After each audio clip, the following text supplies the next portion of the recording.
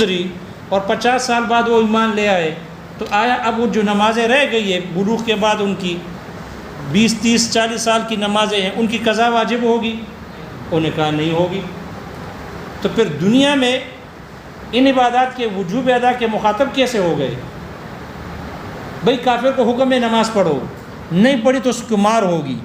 تو اگر پڑھ لے ہو جائے گی، وہ کہتے ہیں نہیں ہوگی۔ تو اگر ایمان لے آئے پھر پڑھ لے، پھر اس کی قضا ہے ان کے ذمہ، کہتے ہیں نہیں ہے۔ تو پھر امام شافعی رحمہ اللہ کے اس قول کو دے کر، اس مقولے پر کو لے کر یہ مغالطہ کیوں دیا جا رہا ہے کہ امام شافعی رحمہ اللہ دنیاوی احکام میں کفار کو بھی عبادات کے وجوب ادا کے مخاطب سمجھتے ہیں؟ اس سے یہ مغالطہ کیوں دیا جا رہا ہے؟ کوئی بات سمجھ میں آ گئی؟ اس لیے شارح کہتے ہیں پھر قوم شافعی نے امام شافعی رحمہ اللہ کے قول کی تعویل کی۔ کیا کیے؟ تعویل کی کہ امام شافعی رحمہ اللہ کے قول کا مطلب یہ ہے کہ کفار بھی عبادات کے نفس وجوب کے مخاطب ہیں، لیکن ایمان لانے کے بعد۔ کس کے بعد؟ ایمان لانے کے بعد مخاطب ہیں۔ لہذا ان عبادات کے مقتضا میں اقتضاءً یہ عبادات تقاضا کرتی ہے کہ پہلے ایمان ہو پھر عبادات ہو، لہذا ان عبادات کے تابع ہو کر ایمان کو ثابت کرتے ہیں۔ یہی وجہ ہے علامہ بیضاوی رحمہ اللہ شافعی ہے، انہوں نے یا ایھا الناس اعبدوا کی تفسیر میں یا ایھا الناس اعبدوا، اے لوگو ایمان اللہ کی عبادت کرو، تو اس سے پہلے کہ یا ایھا الناس آمنوا ثم اعبدوا، اے لوگو ایمان لاؤ پھر اللہ کی عبادت کرو۔ اس لیے قوم شافعی نے پھر امام شافعی رحمہ اللہ کی اس قول کی تعویل کی کہ امام شافعی رحمہ اللہ کے اس قول کا مطلب یہ ہے کہ ایمان لائے، کافر ایمان لائے پھر اس کے بعد عبادات کے مخاطب ہیں۔ یہ ایسا ہی ہے جیسے کہ جنبی آدمی کو کہا جاتا ہے کہ تم پر نماز فرض ہے، نماز پڑھ لو۔ جنبی آدمی کو کیا کہتے ہیں؟ نماز پڑھو، نماز کا وقت ہے، نماز پڑھو۔ تو اگر وہ حالت جنب میں نماز پڑھ لے ہو جائے گی؟ نہیں ہوگی۔ یعنی نماز پڑھو بشرط طہارت ہی، پہلے طہارت کو مقدم کرو، طہارت حاصل کرو پھر نماز پڑھو۔ ایسا ہی کافر بھی نماز، روزہ، زکوٰۃ اور حج کے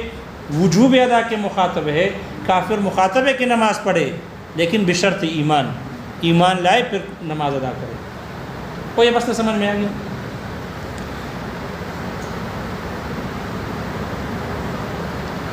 ثمرہ اس کا شارح کہتے ہیں یہ ظاہر ہوگا امام شافعی رحمہ اللہ کے نزدیک کہ کافروں کا مواخذہ ہوگا جیسے نماز، روزہ، حج اور زکوٰۃ پر عقیدہ نہ رکھنے کے حق میں مواخذہ ہوگا، اسی طرح نماز، روزہ، زکوٰۃ اور حج نہ کرنے پر بھی ان کا مواخذہ ہوگا۔ نماز کیوں نہیں پڑھی، ان پر ان کا کیا ہوگا؟ مواخذہ ہوگا، ان کو سزا دی جائے گی۔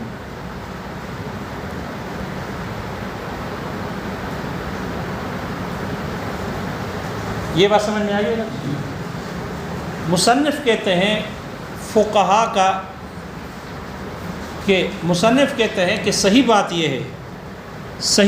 ہے کہ کفار ان عبادات کے مخاطب ہیں جو سقوط کا احتمال نہیں رکھتے۔ ہر وہ حکم شرعی، ہر وہ عبادت جو سقوط کا احتمال نہیں رکھتی، کفار ان کے مخاطب ہیں، اور جو عبادات اور شرائع سقوط کا احتمال رکھتی ہیں، کفار اس کے مخاطب نہیں ہیں۔ کفار اس کے مخاطب اس لیے کہ نماز، روزہ مسلمانوں سے بھی ساقط ہو جاتی ہے حیض اور نفاس کی وجہ سے۔ اس لیے جب نماز، روزہ مسلمانوں سے ساقط ہوتی ہے حیض اور نفاس کی وجہ سے، تو کفار یہ چونکہ سقوط کے احتمال رکھتی ہے، اس لیے کفار ان کے مخاطب نہیں ہیں۔ اور ایمان ایسا معمور بھی ہی ہے کہ یہ سقوط کے احتمال بالکل نہیں رکھتا، ایمان ساقط نہیں، اس لیے کفار ایمان لانے کے مخاطب ہیں۔ صرف مشائخ عراق یہ حضرات شوافع کے ساتھ ہیں، اور وہ کہتے ہیں کہ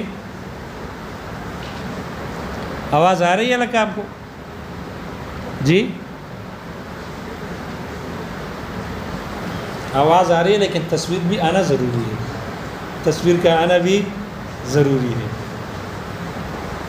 اس ویڈیو کی اجازت ہے اس تصویر کی اجازت ہے، براہ راست ہے نا، براہ راست جائز ہے۔ وعلی کل حال مصنف نے، ماتن نے فرمایا کہ صحیح بات یہ ہے کہ جو عبادات اور جو وہ عبادات اور معمور بھی سقوط کا، اور عبادات سقوط کے احتمال نہیں رکھتی وہ ساقط نہیں، اور جو سقوط کے احتمال رکھتی ہے اس کے مخاطب نہیں، اور جو سقوط کے احتمال رکھتی ہیں ان کے مخاطب کفار، ان کے مخاطب نہیں ہیں۔ اور دلیل یہ پیش کی ہے کہ آپ علیہ الصلوۃ والسلام نے حضرت معاذ بن جبل رضی اللہ عنہ کو جب یمن قاضی بنا کر بھیجا، گورنر بنا کر بھیجا، تو آپ نے حضرت معاذ رضی اللہ عنہ سے فرمایا کہ آپ اہل کتاب کے ایک قوم کے پاس آپ جائیں گے، یعنی آئیں گے، آپ ان کو سب سے پہلے فدعوہم، آپ ان کو دعوت دو الی شہادت اللہ الہ الا اللہ وانی رسول اللہ، سب سے پہلے ان کو توحید کی دعوت دو کہ وہ توحید کی گواہی دے اور میری رسالت کے قائل ہو جائے، مجھے نبی تسلیم کر لے۔ اگر یہ بات مان لے، فَإِنْهُمْ أَطَاعُوكَ، اگر وہ ان میں آپ کی اطاعت کر لے،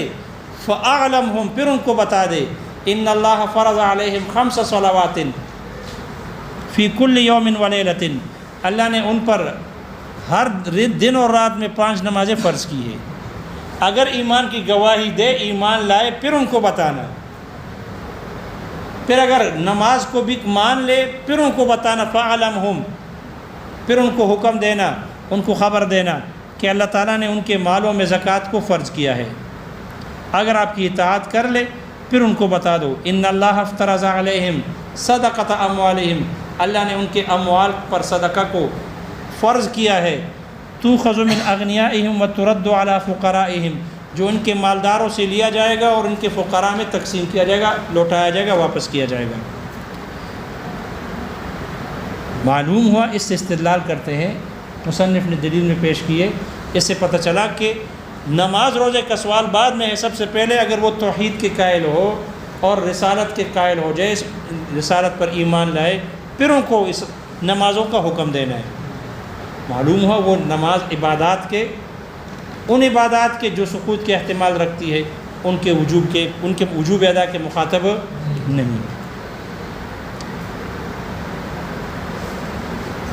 تو 4 چیزیں ہیں، کفار مخاطب ان پر مامورین بالامر ہے یا نہیں، ایمان لانے کے اور مشروع کے، یعنی عقوبات اور معاملات کے اور عبادات کے، نفس اعتقاد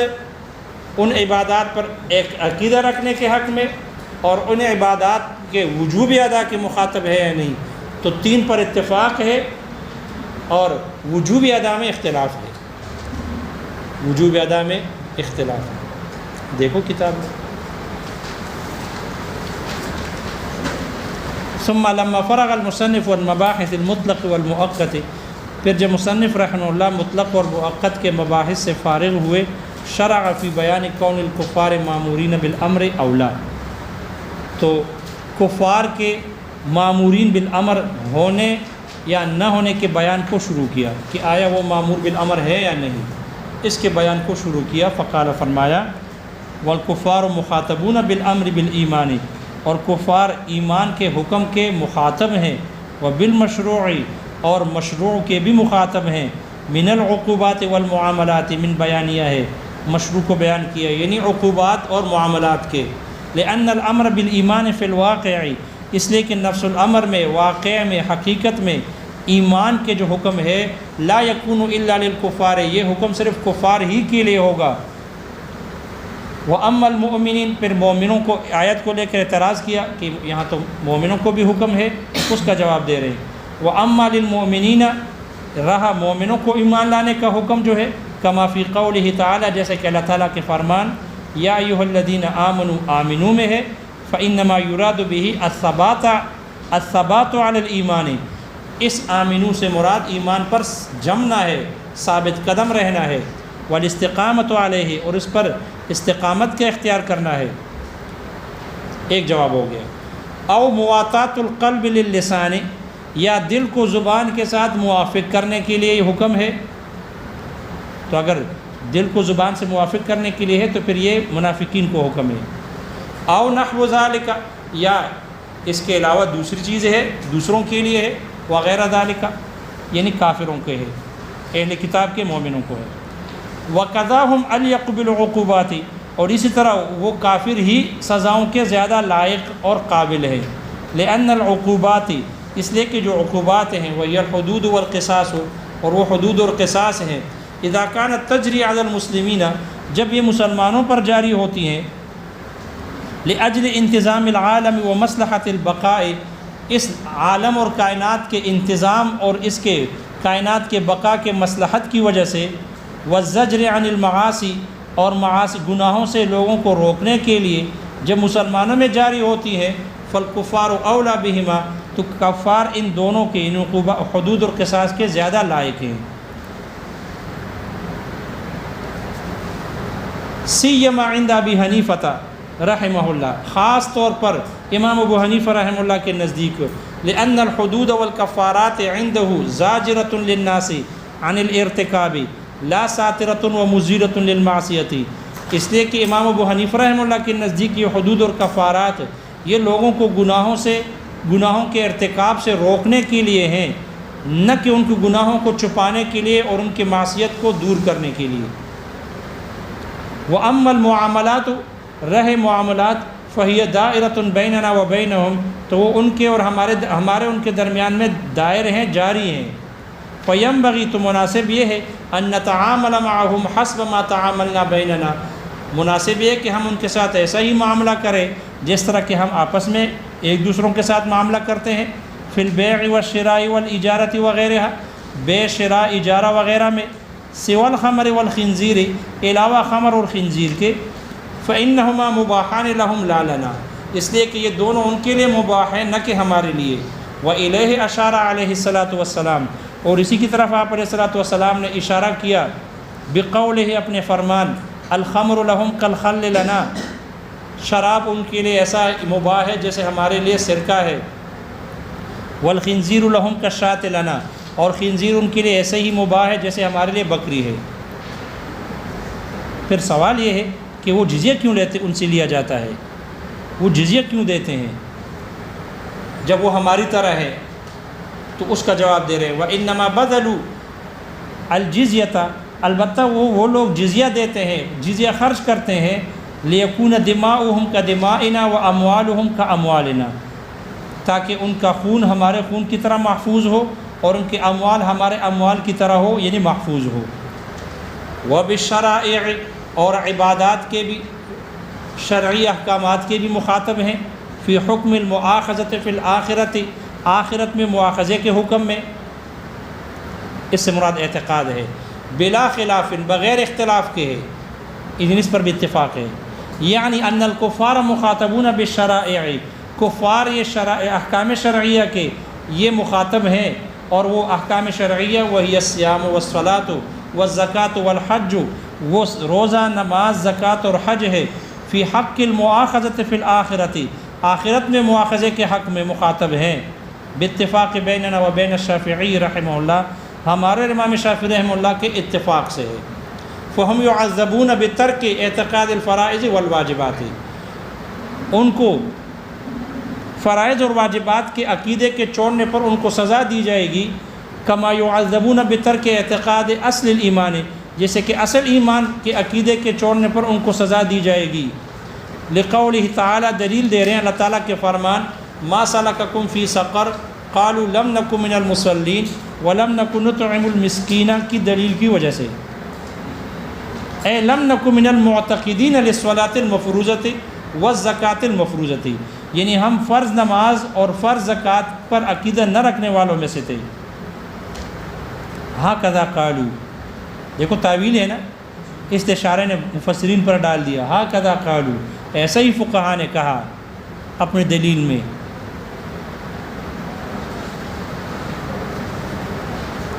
شارح کہتے ہیں وقد فسرتہ فی التفسیر الاحمدی، میں نے اس آیت کی تفسیر کی ہے تفسیر احمدی میں، بأطنب وجہ و اشملہ، اطنب طوالت کے ساتھ، طویل طریقے سے اور جامعیت کے ساتھ میں نے اس آیت کی تفسیر کی ہے، بڑے طویل کے ساتھ اور جامعیت کے ساتھ میں نے اس آیت کی کیا کی ہے؟ تفسیر کی ہے۔ لیکن محشی کہتے ہیں شارح نے ویسے بات ماری ہے، شارح نے بات ویسے ماری ہے، اس لیے ہم تفسیر احمدی میں محشی کہتے ہیں، شارح نہیں، محشی کہتے ہیں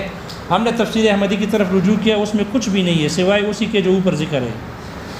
یہاں جو شرح میں مولا جیون نے ذکر کیا وہی وہاں پر ہے، اس سے اور کوئی اضافہ نہیں ہے اس پر۔ اس لیے محشی کہتے ہیں اگر وہاں اضافہ ہوتا تو میں نقل کر دیتا، اس لیے جہاں پر بھی مولا جیون حوالہ دیتے ہیں محشی ان میں سے کچھ نہ کچھ ذکر کرتے ہیں، لیکن کہتے ہیں وہاں کچھ ہے ہی نہیں۔ وعلیٰ کل حال ہو سکتا ہے کسی اور آیت کے ضمن میں ذکر کی ہو اور محشی کو نظر نہ آیا ہو، یا ہو سکتا ہے کہ خود مولا جیون سے اس پر اشتباہ ہو گیا ہو، تفسیر نہ کی ہو اور یہاں ایسے بات ذکر کی ہو۔ وعلیٰ کل حال جی بہرحال دیکھنا پڑے گا، میں نے سرسری دیکھ لیا لیکن نظر نہیں آیا۔ یہ آیت اس کی ہے نا، کیا نام ہے، سورہ مدثر کی، بہرحال اس میں دیکھ لیں گے کہ آیا واقعی ہے یا نہیں۔ وعلیٰ کل حال وَأَمَّا فِي وُجُوبِ الْأَدَاءِ فِي أَحْكَامِ الدُّنْيَا، رہا دنیاوی احکام میں وجوب ادا میں، فَكَذَلِكَ عِنْدَ الْبَعْضِ، تو اسی طرح ہے بعض حضرات کے نزدیک، بعض سے مراد مشائخ عراق احناف میں سے، اسی طرح ہے، یعنی أَنَّهُمْ مُخَاطَبُونَ بِأَدَاءِ الْعِبَادَاتِ فِي الدُّنْيَا أَيْضًا، دنیا میں بھی وہ عبادات کے ادا کے مخاطب ہیں، عند البعض من مشائخ العراق، بعض حضرات کے نزدیک یعنی مشائخ عراق میں سے، وَأَكْثَرِ أَصْحَابِ الشَّافِعِي، اور اکثر حضرات شوافع میں سے۔ شارح کہتے ہیں وَهَذِهِ مَغْلَطَةٌ عَظِيمَةٌ لِلْقَوْمِ، یہ قوم شوافع کا ایک بہت بڑا مغالطہ ہے، اس سے غلط فہمی اور مغالطہ دیا جا رہا ہے۔ کیوں؟ لأن الشافعی رحمہ اللہ لما لم يقل بصحة ادائها منهم حالت الکفر، اس لیے کہ جب امام شافعی رحمہ اللہ ان کافروں سے ان عبادات کے حالت کفر میں ادا کے صحیح نہ ہونے کے قائل ہے، ولا بوجوب قضائها بعد الاسلام، اور نہ ہی اسلام لانے کے بعد ان عبادات کے قضاء کے وجوب کے قائل ہے، فما معنی وجوب الاداء فی الدنیا، فما معنی وجوب الاداء فی الدنیا، پھر دنیا میں وجوب ادا کا کیا معنی ہے کہ اس کے مخاطب ہیں؟ فلذا اولوا کلامہ، اس لیے قوم شوافع نے امام شافعی رحمہ اللہ کے کلام کی تعویل کی، بأن معنی الخطاب فی حقہم، کہ ان کے حق میں جو خطاب کا معنی یہ ہے آمنوا ثم صلوا، یعنی ایمان لاؤ پھر نماز پڑھو، فیقدر الایمان مقتضن، اس لیے اقتضاءً ایمان کو مقدر مانا جائے گا، تبعاً للعبادات، عبادات کے تابع بنا کر، وثمرتہ، اور امام شافعی رحمہ اللہ کے ہاں ان کا ثمرہ یہ ہے کہ انہم یؤاخذون عندہ فی الآخرۃ، آخرت میں ان کفار کا مواخذہ کیا جائے گا، بترک فعل الصلاۃ، نماز کے فعل کے چھوڑنے پر، یعنی نماز کے نہ پڑھنے پر، کما یعذبون، ایسا ہی ان کا مواخذہ ہوگا، ان کو سزا دی جائے گی جیسا کہ ان کو سزا دی جائے گی، بترک اعتقادہا، ان عبادات کے عقیدے کے چھوڑنے پر، اتفاقاً بالاتفاق۔ شارح شوافع حضرات کی قول کو ذکر کر رہے ہیں، فلو لم یکونوا مخاطبین باداء العبادات فی الدنیا، اگر یہ کافر لوگ دنیا میں عبادات کے ادا کرنے کے مخاطب اگر نہ ہوتے، لما عذبوا فی الآخرۃ بترکہا، تو ان عبادات کے چھوڑنے پر آخرت میں ان کو عذاب نہ ہوتا، نہ دیا جاتا، لیکن چونکہ جب عذاب دیا جائے گا معلوم ہوا کہ وہ دنیا میں عبادات کے وجوب ادا کے بھی مخاطب ہیں، اور ان کی دلیل یہ اوپر والی دلیل بنتی ہے، ما سلککم فی سقر، کیونکہ وہاں صراحتاً ہے کہ نماز نہیں پڑھتے تھے، ہم زکوٰۃ مسکین کو کھانا نہیں کھلاتے تھے، یعنی زکوٰۃ نہیں دیتے تھے، تو یہ اوپر والی دلیل جو ہے جنہوں نے عقیدہ رکھنے کے حق میں بیان کیے وہ نماز نہ پڑھنے کے حق میں ان کی دلیل بنتی ہے۔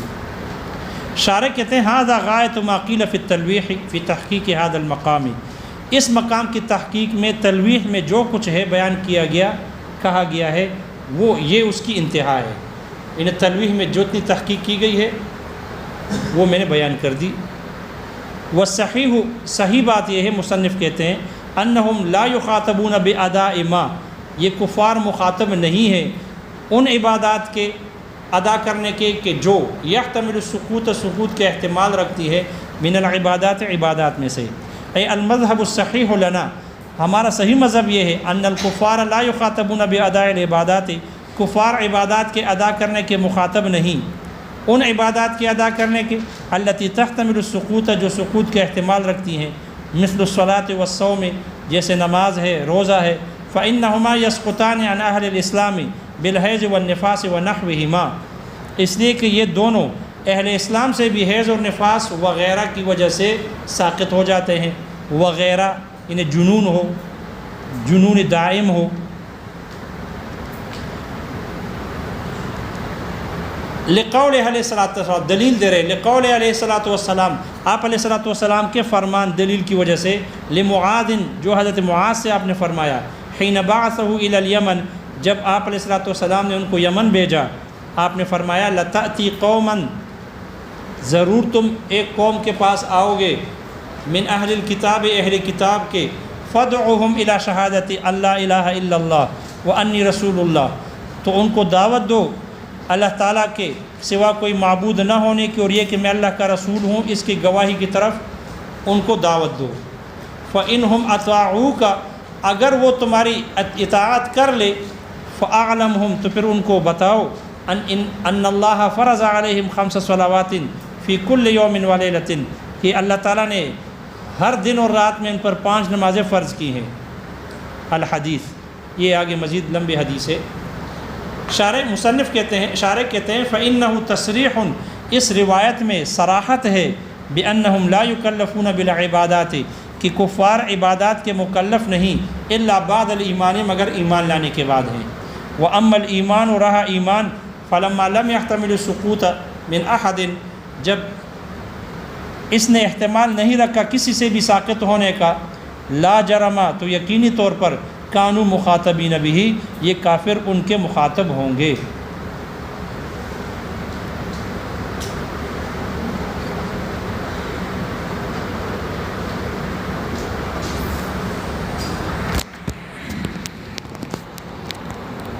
کچھ سمجھ میں آ رہا ہے لگتا؟